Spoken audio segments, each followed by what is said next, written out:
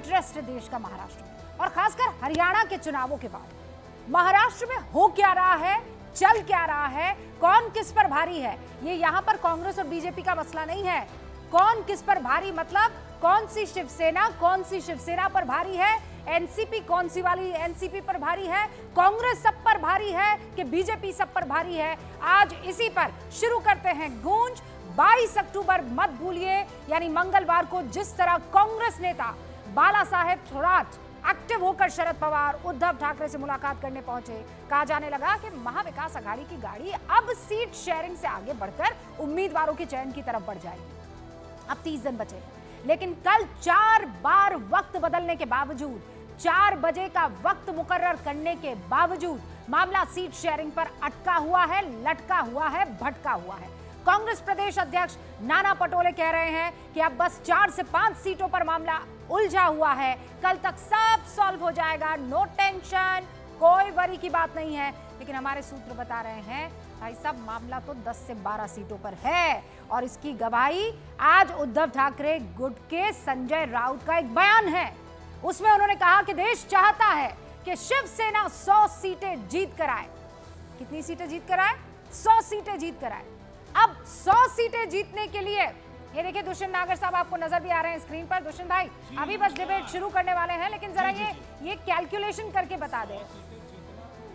नहीं तो कैसे जीतेंगे? 100 सीटें आप देंगे उनको? 100 सीटें जीतने के लिए 120 सीटें चाहिए ना। कुछ सीटें भाईचारे की भी तो होती हैं। ये भाई है कि भाईचारा, भाईचारे में बहुत सी सीटें शिवसेना को मिलेंगी, और शिवसेना की 100 क्यों, पूर्ण बहुमत की सरकार बनेगी, स्थायी सरकार बनेगी। और मैं एक चीज कहना चाहता हूँ आलोक जी, थोड़ा सा मुझे भी बोल लेने दो। अब आपने मौका दे दिया तो अभी तो फुल फ्रेम खोला ही था भाई, आपका चेहरा आया ही था। अरे भाई आज गूंज में हमें शुरुआत कर लेने दो। करवाने दीजिए। अजय आलोक हमारे साथ जुड़ चुके हैं, भारतीय जनता पार्टी के राष्ट्रीय प्रवक्ता। अनुराग भदौरिया जी समाजवादी पार्टी के राष्ट्रीय प्रवक्ता इस वक्त आपको स्क्रीन पर नजर आ रहे हैं। बृजमोहन श्रीवास्तव जी एनसीपी शरद पवार, माफ कीजिएगा एनसीपी अजीत पवार गुट से हमारे साथ जुड़ गए। एक तो आप लोगों ने ऐसा कर दिया ना, इतना कंफ्यूज कर देते ना बृजमोहन जी, आपको इतना टाइम से मैं वहां शरद पवार जी, अब आज मुझे याद करके बोलना पड़ा है अजीत पवार जी। और शिवसेना से हमारे साथ जुड़ चुके हैं सुशील व्यास जी, और शिवसेना यूबीटी यानी उद्धव ठाकरे गुट से किशोर तिवारी जी हमारे साथ जुड़ चुके हैं। आप सभी का बहुत बहुत स्वागत है। शुरुआत चूंकि वादा किया है आपसे करी दुष्यंत नागर, 30 सेकंड में जवाब दे दीजिए। 100 सीटें शिवसेना तभी तो जीतेगी जब आप 120 दे पाएंगे, 150 दे पाएंगे। जी इंडिया अलायंस एक परिवार है, और उसमें जितनी सीटें इंडिया अलायंस जीतेगा सभी शिवसेना की सीटें हैं, तो शिवसेना की 100 सीटों की कोई चिंता नहीं। लेकिन मैं एक बात, आपने कहा कौन भारी, तो भैया भारी तो सबसे ज्यादा अजीत दादा पवार हैं, जिनको आलोक जी की पार्टी ने कैसे कैसे आरोप लगाए, बड़े बड़े आरोप, आरोप भी हजारों करोड़ के, 70,000 करोड़, और आज वो उनके उप मुख्यमंत्री हैं। उनके ऊपर सभी जो नहीं, तो आप उनको भ्रष्टाचारी मानते हैं कि नहीं मानते? मैं क्यों, मेरा क्या लेना देना, ये तो तय मतलब ये करेंगे जिनकी सरकार है, जब तक आपके साथ जिनकी जांच एजेंसियां हैं, जब तक आपके साथ आरोप लगाए, पक्के ईमानदार थे। नहीं, उनके साथ आरोप लगाने के, इनके साथ जाते ही सारा धुल गया। धुला पता नहीं कौन सा वॉशिंग पाउडर था। अजय जी आज तो देश को बता ही दो, गूंज में तो खुलासा होना चाहिए। अजय आलोक जी, किस तरीके से आपने उनको पाक और पवित्र करके उप मुख्यमंत्री बना के राज्य की सत्ता को हथियाने का काम किया, ये देश जानना चाहता है। ये सवाल मैं उनसे पूछूंगी, लेकिन इस वक्त आपने मेरे सवाल का जवाब नहीं दिया। मैं तो चाहती हूं कि शिवसेना के किशोर तिवारी जी यहाँ पर मौजूद है, वो भी जवाब दे दे। लेकिन उससे पहले अजय आलोक, आपकी सीटों की शेयरिंग लगभग हो चुकी है, मतलब 100 से कुछ सीटें हैं जो रहती। मायावती ने 182 सीटों पर प्रत्याशियों का ऐलान कर दिया है, लेकिन महाविकास अघाड़ी ने अब तक 1 सीट छोड़ दीजिए, क्योंकि वहां ठाकरे बनाम ठाकरे हो रहा है, उसके अलावा एक भी सीट पर अभी तक किसी तरह का कोई ऐलान नहीं हुआ है। आप मान रहे हैं ये आधी आपकी जीत है? देखिए, इसको आधी जीत या पूरी जीत, उनके बीच में क्या रायता फैला हुआ है, उसमें मैं बिरयानी बना के खाने लगूं, कोई मतलब नहीं बनता है। आज हमारे राजनीतिक विश्लेषक साहब को महाअघाड़ी की चिंता नहीं है, अजय आलोक जी की पार्टी की ज़्यादा चिंता हो रही है। अरे हम तो कैंडिडेट उतार चुके हैं, हम तो ऑलरेडी घूमना शुरू कर दिए, हम प्रचार कर रहे हैं। और 13 तारीख और 20 तारीख को जब चुनाव होंगे महाराष्ट्र के परिणाम जब आएंगे तब देखिएगा 2/3 से ऊपर के बहुमत से हम लोग सरकार बनाने जा रहे हैं। आप यही खेल खेल करते रहिए, सीएम खेलिए बैठ के। उधर कहेंगे कि सीएम अनाउंस करो, आप उधर कहिए कि नहीं हम 100 से ऊपर लड़ेंगे, वो कहेंगे कि हम 60-70 लड़ेंगे। इसी तरह लड़ते रहिए। काम कीजिए, महाराष्ट्र विधानसभा की सीट ही बढ़ा लीजिए, 400 करवा लीजिए, ठीक है ना। फिर जिसको जितनी मर्जी आएगा उतने लड़ लीजिए। 120 पे लड़ेंगे तो 100 जीतेंगे। कहाँ से? शिवसेना 100, जनता चाहती है शिवसेना जीते 100 सीट। अरे जनता नहीं चाहती है कि उद्धव ठाकरे वापस भी लौटे।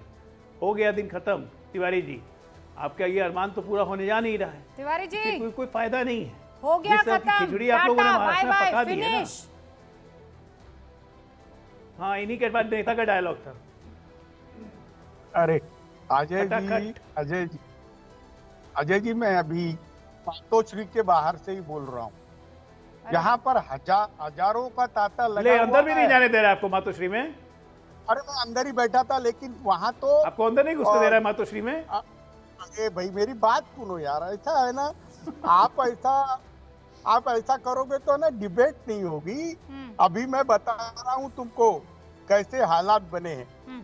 अभी अलीबाबा 40 चोर एकनाथ शिंदे ने डिक्लेयर कर दिए। अजीत पवार ने भी अपने जो 40 गद्दार थे वो डिक्लेयर कर दिए। अब मैं बता रहा हूँ बची हुई सीटें एकनाथ शिंदे और अजीत पवार को अमित शाह दे रहे हैं। देखिए कैसी परिस्थिति आ गई है। महाराष्ट्र की चुनाव में बीजेपी किसी भी हालत में सत्ता में आना चाहती है।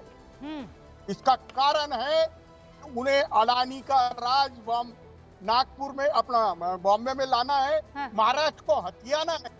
देखिए ये कमर्शियल कैपिटल है। नहीं, पर महाराष्ट्र को हथियाना है, अगर ये केस था तो वो तो हाथ में ही है। हथियाना है का क्या मतलब है? वो तो हाथ ही में है ना किशोर जी। और एक बात मैं बहुत सीरियसली आपसे सवाल पूछ रही। आप कह रहे हैं गद्दारों के नाम का ऐलान कर दिया, तो ये गद्दारी का सबसे बड़ा अटैक तो सर उस लिहाज से आप पर लग जाना चाहिए। प्री पोल अलायंस पिछले चुनावों में किसका था? भारतीय जनता पार्टी और शिवसेना का था। कौन था जूनियर पार्टनर? शिवसेना थी। कौन कम सीटें लेकर आया? शिवसेना लेकर आई। किसने कहा कि मुझे मुख्यमंत्री बनाओ, जबकि ये अंडरस्टैंडिंग थी कि जिसकी जितनी ज्यादा सीटें आएंगी वो चेहरा जो है मुख्यमंत्री का रहेगा। Right sir? तो गद्दारी किसने की?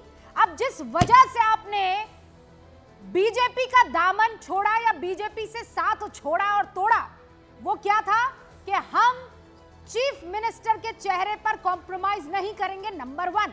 Number 2, we do not want to be the junior partner. हमें छोटा पार्टनर नहीं बनना है। और आज वहां आप क्या कर रहे हैं? महायुति में दोनों चीजें करके बैठे हुए हैं। तो इस लिहाज से गद्दार किसे कहा जाएगा?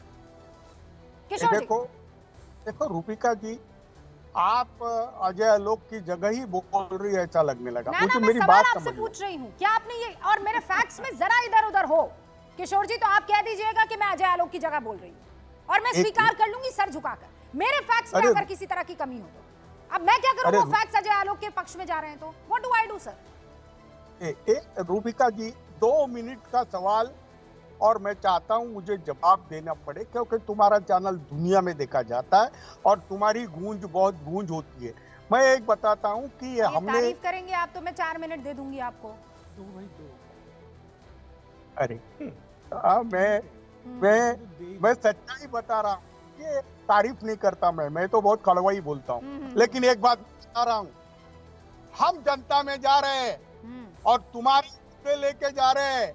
ये जो अजय आलोक कहते हैं कि हमने हिंदुत्व छोड़ा, हमने बीजेपी से विश्वासघात किया, हाँ हमने चुनाव के पहले उनसे गठबंधन किया, तो उसके बाद हमने जो कुछ भी किया इसका खुलासा हमने लोकसभा में कर दिया था। और अभी भी मैं बता रहा हूं कि यही चीज लेके हम जनता में जाएंगे। और अजय आलोक जी, लोकसभा में जो गुस्सा था वो आधा ही हमारे खिलाफ, अब पूरा आने वाला है। जिस प्रकार का रायता आपने पेरा है ना, वो समेटते समेटते एकनाथ शिंदे और अजीत पवार तो खत्म हो जाएंगे। मैं बता रहा हूँ, आप ऐसे ऑक्टोपस है कि आपके पास जो भी जाता है आप सब खा लेते हैं। उसकी बात आप अजय आलोक से मत कीजिए ना। मैंने तो दोनों प्रवक्ता बुला रखे हैं, यहाँ ब्रिजमोहन जी भी हैं और हमारे साथ सुशील व्यास साहब भी है। सुशील व्यास, जवाब दे दीजिए। आप सब खत्म होने वाले हैं, बस ये एक चुनाव का खेल है, गद्दारी की सजा मिलेगी। अब गद्दारी किसने की, कैसे की, इसका तो आपने पूरा एक्सप्लेनेशन दे दिया। मैं उसको बात को दोहराना नहीं चाहता। किशोर तिवारी जी को मैं मुबारकबाद देना चाहता हूँ। आप इसी गलतफहमी में रहिए और 23 नवंबर को आप देखेंगे हमारे विकास पुरुष एकनाथ शिंदे ने जो पिछले 2.25 साल में महाराष्ट्र के अंदर विकास के जो गंगा बहाई है, इंफ्रास्ट्रक्चर डेवलपमेंट किया है, महिलाओं के लिए, बुजुर्गों के लिए, युवाओं के लिए जो काम किया है, उसके आत्मविश्वास के ऊपर, उस पूंजी के दम पर हम प्रचंड बहुमत से 23 नवंबर को महाराष्ट्र की सरकार एक बार पुनः बनाने जा रहे हैं। इसलिए आप निश्चिंत रहिए, आपको जो कहना कहिए।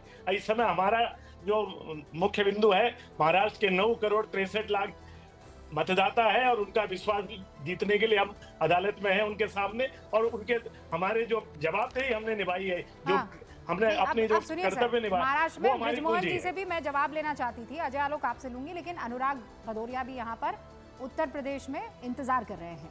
अनुराग जी, आपने क्या किया है ये कांग्रेस के साथ, सच्ची बताइए।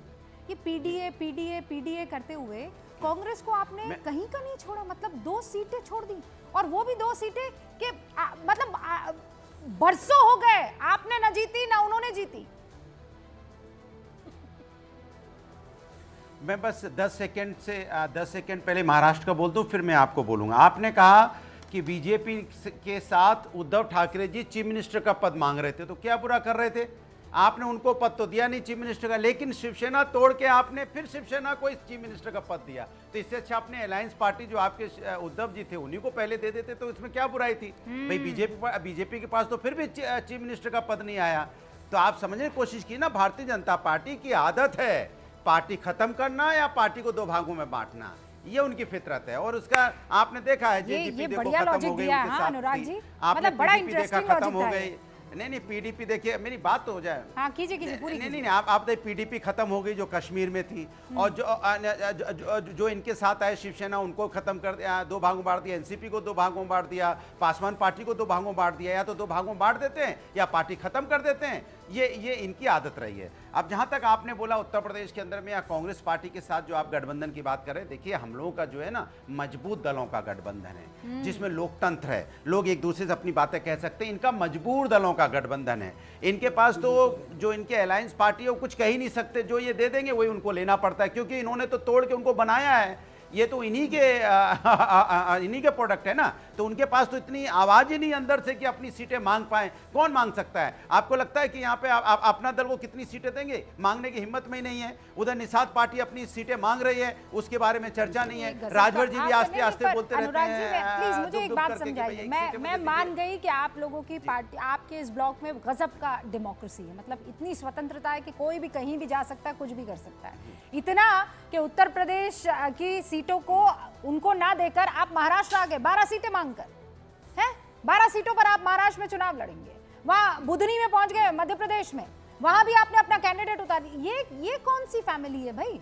वोट काट रहे हैं आपस में और कह रहे हैं I love you too, you love me too, कहो ना प्यार है। नहीं भाई, नहीं, आप फिर गलत कर रहे हैं। भारतीय जनता पार्टी की हार तय है, इंडिया गठबंधन एक है, हम मिलकर लड़ेंगे, आप बेफिक्र रहिए, क्योंकि हमारे अंदर लोकतंत्र है। अंततः लोकसभा में भी यही कह रहे थे, ये लोग चिल्ला रहे थे, अपने अंदर नहीं झांक रहे हैं कि अपने अलायंस पार्टी को क्या देने वाले, कोई एक बात की चर्चा करता है। हरियाणा में अनुराग भदौरिया क्या कह रहे थे? आम आदमी पार्टी को सीटें नहीं दी है, इसीलिए हरियाणा में ये कांग्रेस हारी है। इन्होंने गठबंधन का ख्याल नहीं रखा है, इसीलिए हरियाणा में हारी है। तो वहां पे क्यों नहीं रख रहे उत्तर प्रदेश में ख्याल? आप बताइए। अरे रूबिका जी ऐसे करके ताली पीट के जरा उनसे पूछिए कि अपना दल को कितनी सीटें देंगे। जरा पूछिए आप उन पे पूछिए, वो निषाद पार्टी को कितनी सीटें देंगे, पूछिए उनको कि राजभर जी को कितनी सीटें देंगे। इस बारे में कोई चर्चा नहीं होगी क्या? वो अपने दल के बारे में बीजेपी की चर्चा नहीं होती है? अपने दल आपको प्रवक्ता तय किया है कि आप उनसे सवाल पूछेंगे, लेकिन अब चूंकि मेरी तरफ से आपने ये ताली बजाई दी है, तो देखिए आपका सवाल मैं खाली तो नहीं जाने दूंगी। आपने सवाल पूछा, अपना दल और निषाद पार्टी, राइट? पूछ लेते, अभी सवाल पूछ लेते। ये बैठे अजय आलोक पूछिए। ताली में नहीं बजा रही हूँ, वो काम कर दिया है, बात करेंगे अनुराग जी ने।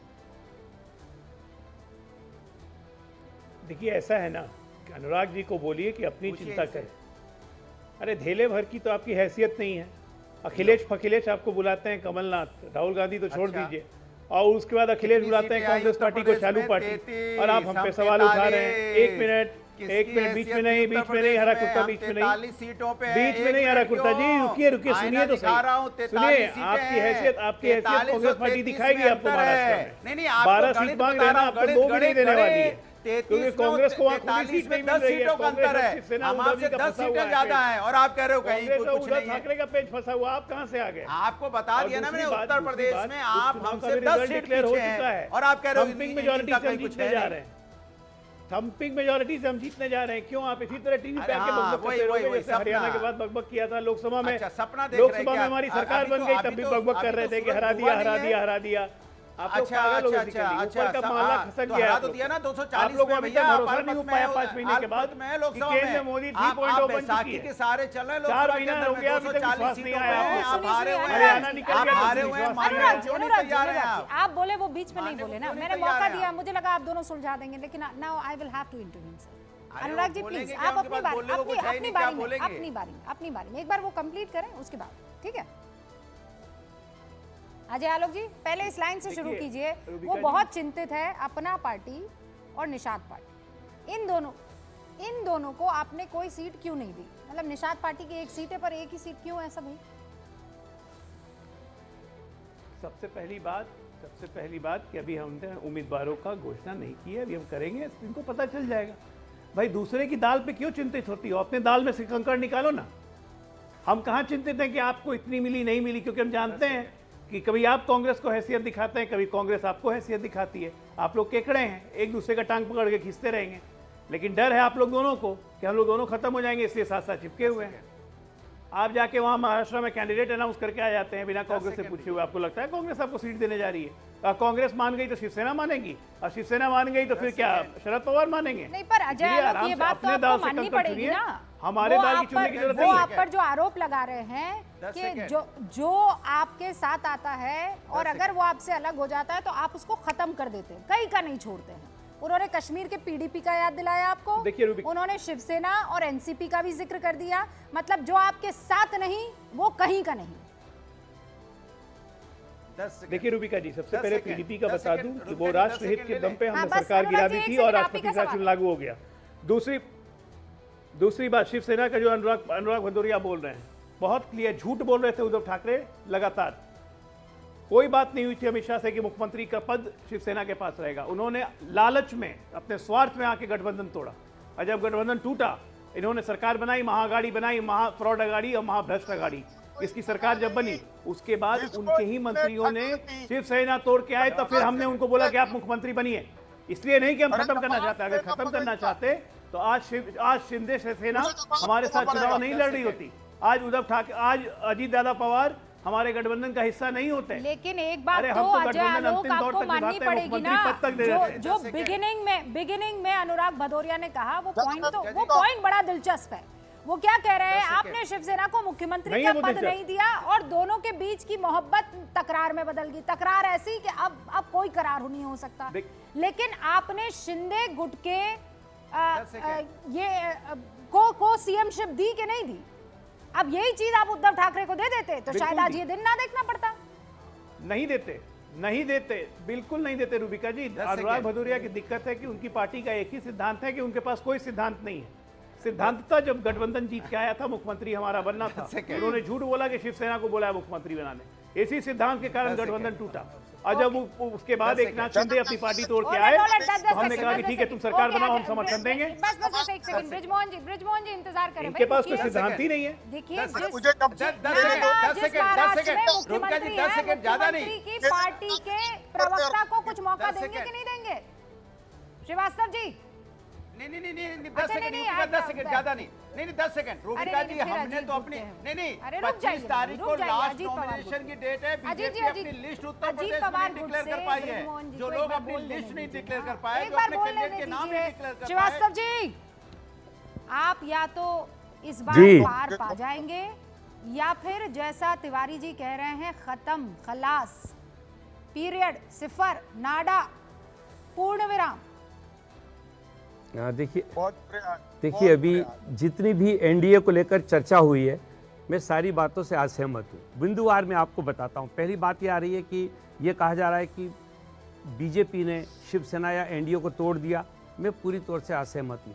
हमारे यहाँ पर इस मुद्दे पे बहुत लगातार बात चल रही थी कि यदि महाराष्ट्र का डेवलपमेंट करना और अगर देश के इस विकास की गति के साथ हम अपने प्रदेश को जोड़ के रखना चाहते हैं तो हमें आदरणीय नरेंद्र मोदी जी के नेतृत्व पे काम करना होगा। हाँ। इस बात को लेकर हमारे यहाँ पे बेहद चर्चा हुई और अंततोगत्वा हम लोग इस बात के पक्षधर थे कि इस देश के विकास के लिए अगर कोई विकास की कोई योजना किसी के पास है तो वो भारतीय जनता पार्टी में आदरणीय नरेंद्र मोदी जी के पास है। तो क्यों ना हम उनका साथ दें, क्योंकि महाराष्ट्र एक तो बाद में होगी ना, पहले सीट शेयरिंग पर तो खेल हो जाए क्लियर, और वही तो नहीं हो रहा है। समझ में नहीं आ रहा। उत्तर प्रदेश से लेकर महाराष्ट्र में यही स्थिति दिख रही है और वक्त बचा है बहुत कम।